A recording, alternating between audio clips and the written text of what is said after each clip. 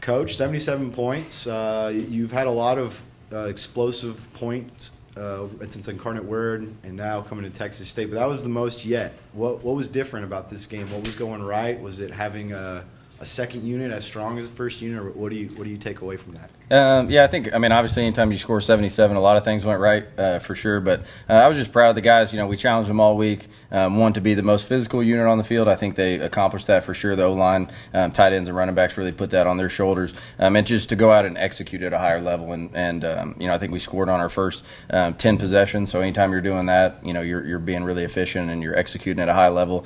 So proud of the guys for that, and like you said, those twos, when they went in there, the standard didn't drop at all. They just kept scoring. Kept doing their job. Malik looked great out there running around. D Good had a 100-yard game, which was awesome to see. So yeah, proud of those guys. When they got their chance and they got their number called at the end of the game, that they lived up to the standard and kept scoring points, which was cool to see. Yeah, a lot of attacking on the ground. A lot of guys got in the end zone rushing. I think it was like 8 touchdowns on the ground. Was that part of this offense when you're scheming it up and looking at Jackson State? I feel like we can really attack the ground after having that game against UTSA, where it was 1.1 yards a carry.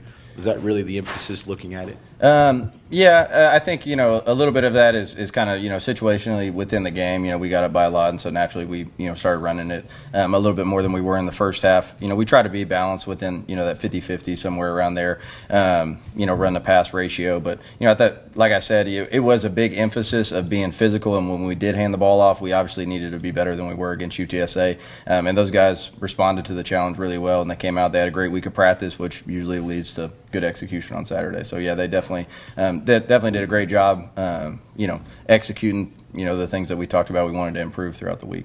We didn't see Calvin Hill get any carries. Was that just holding him back for an injury, or was it just to keep him healthy in a game that was a blowout, or what happened there? Yeah, no, nothing really with that, more than just wanting to get Ish and Denario going, and then that first half, they kind of had the hot hand, so we just kept rolling with those guys, and then once we got into the second half, just trying to make sure our guys didn't get hurt, and getting a young guy who like D Good, who hasn't had a ton of reps, hasn't had a ton of opportunities, a chance to kind of prove himself, which I thought he did a great job.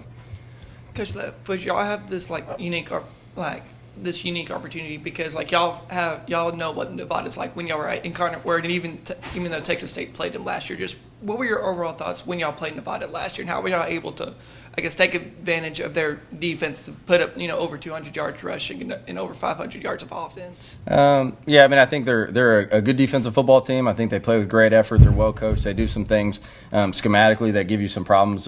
They do a lot of movement up front, stemming from 3 down to 4 down, and give you some blitz looks that are challenging. So we're obviously working on that all week. But just trying to really offensive football comes down to executing and playing with a great tempo, which sometimes gives defenses like that problems, which is something that we're used to doing. That's kind of what we do, every week. So just being who we are and going out and executing at a really high level is what we did last year against them. And they're coming off probably their best defensive performance of the year last week against Kansas. So I'm sure they're going to have some confidence and have some juice about them. So, we're going to have a great challenge this week. So we got to have a great week of preparation and go out there and hopefully execute on Saturday. Were they doing anything differently on defense this year compared to last year? Here and there, personnel-wise, a little bit different, but kind of, structurally, a lot of the same things as last season. So, yeah, seeing a lot of things on tape that we're familiar with.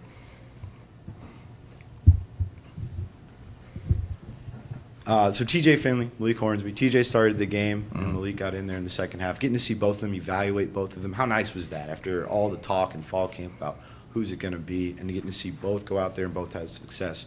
What was your take on that? Yeah, that was pretty. That was really cool. I was glad that we got that opportunity. TJ's been the guy the first couple weeks, and just continuing to work on him with his consistency, where we're playing at a high level all the time, and for him to come out there and have a really efficient day like he did, throwing the football and making decisions in the RPO game, was really good to see. And then obviously Malik, anytime you're in a situation where you're competing to be the guy and it doesn't go your way, you kind of have to choose how you're going to respond to that. And he's been as good as I've ever seen. His attitude's amazing. He comes to work still, wanting to get better. And him and TJ are super close. He's always cheering TJ on the sideline, even when he's not playing. So for him to get the opportunity to go out there and play, and for him to shine and make the plays that he did, it was really cool to see. And then we even got basically the whole room got in. We got C.J. Rogers, his first college snaps, and P.J. Hatter on his first carry. I thought he had him a touchdown, but got called back. So it was cool to see those guys get out there and get a chance to take a couple snaps too.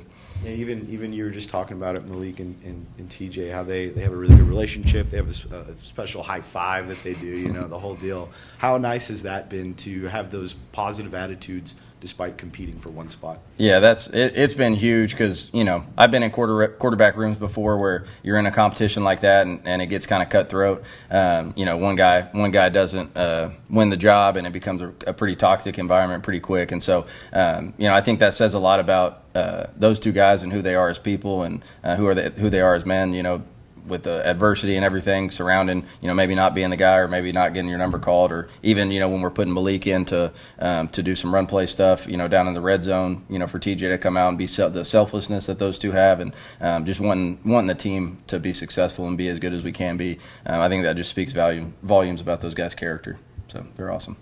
We were talking to GJ about Sean Shaw playing tight end and transitioning to that, and the evolution of the tight end's kind of more of a pass catcher. How's he taking to that position, and what do you think of him being there?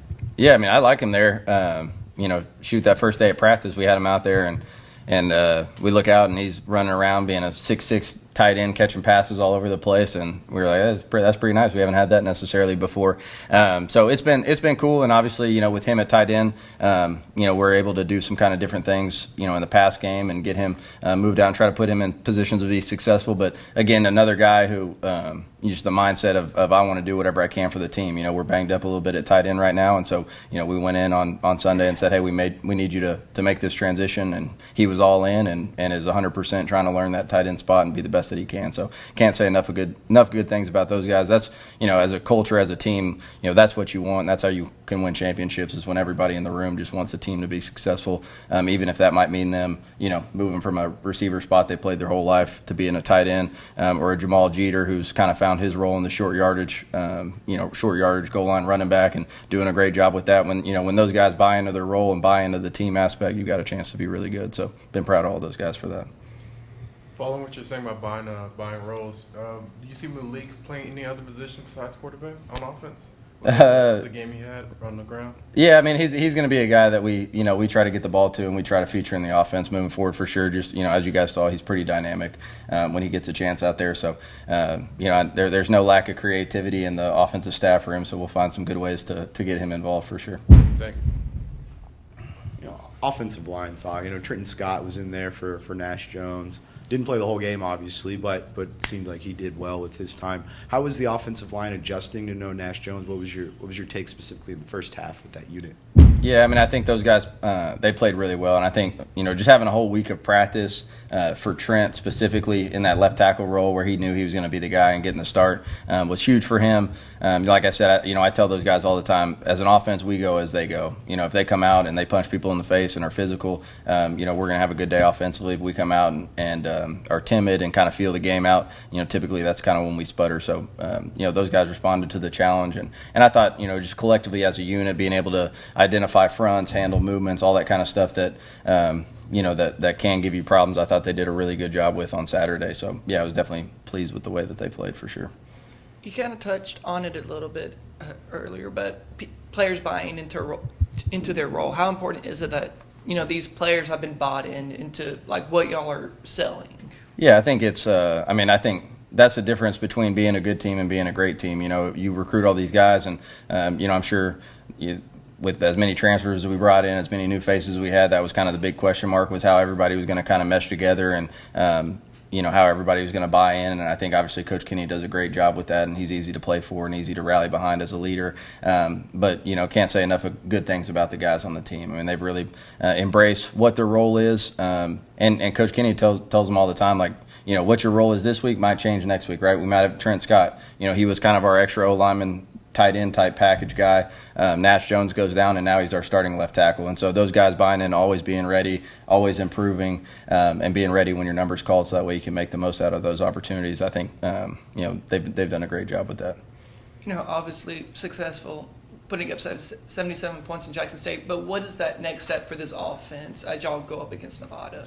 I think just the consistency of it is the big thing that we've been preaching. I think there was a little bit of maybe complacency, probably from coaches included. After the Baylor win, we have a great day offensively, score a bunch of points on a good Baylor defense, and then we came out and kind of, we sputtered against UTSA and faced some adversity. So I was proud of the way that they responded to that adversity for sure. But just as we go forward, just always being focused on improving and getting better and never letting that standard drop down and relaxing, to where we have a day like we had, 2 Saturdays ago.